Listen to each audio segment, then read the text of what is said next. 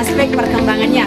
Peserta didik adalah individu yang sedang mengalami proses pertumbuhan dan perkembangan yang mencakup aspek fisik, psikis, sosial, dan moral.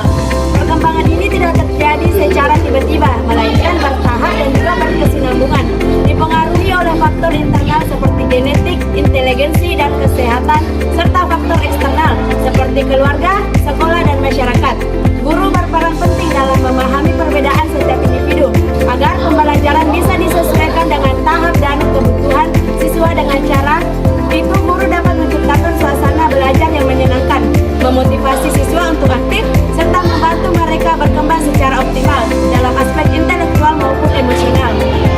Materi keempat, perkembangan kognitif. Perkembangan kognitif adalah proses perubahan kemampuan berpikir, memahami, mengingat, dan juga memecahkan masalah. Ini mencangkup cara individu memperoleh, menyimpan, dan menggunakan pengetahuan. Adapun teori utamanya menurut Jean Piaget yaitu sensori motor 0 hingga 2 tahun, belajar lewat gerak dan indera. Kemudian praoperasional 2 hingga 7 tahun, berpikir simbolis tapi belum logis. Kemudian operasional konkret 7 hingga 11 tahun, berpikir logis tapi konkret. Operasional formal 11 tahun ke atas, berpikir abstrak dan logis kompleks.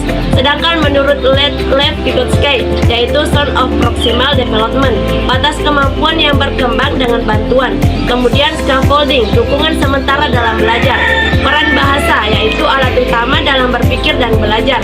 Adapun teori pemrosesan informasi yaitu otak bekerja seperti komputer, meningkatkan perhatian, memori, strategi, dan kecepatan berpikir. Jadi bahasa ini adalah sistem apapun yang terstruktur dan digunakan oleh anggota masyarakat untuk berinteraksi, bekerjasama, dan juga komunikasi diri.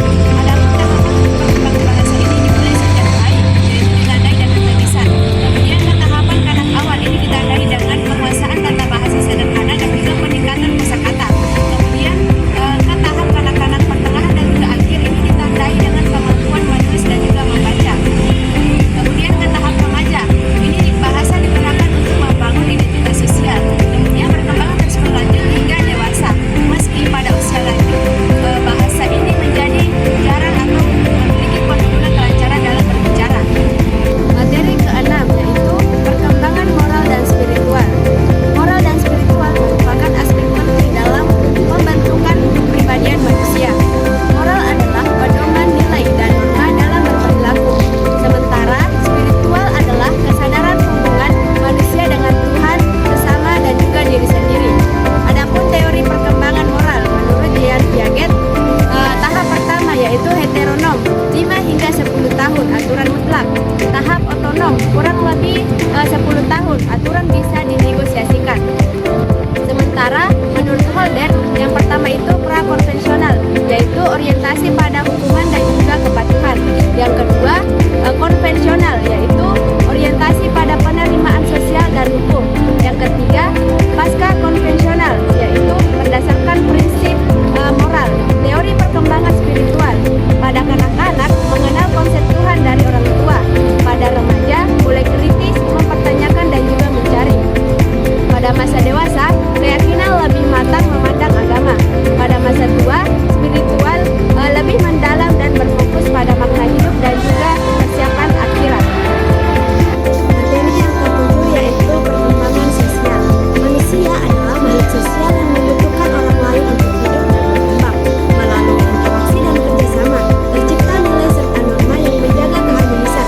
Memahami hakikat sosial membantu seseorang menjadi pribadi yang terbuka, bertanggung jawab, dan damai dalam keberagaman. Faktor-faktor yang mempengaruhi perkembangan sosial: yang pertama, keluarga ialah dasar pembentukan kepribadian. Kedua, kematangan fisik dan psikis.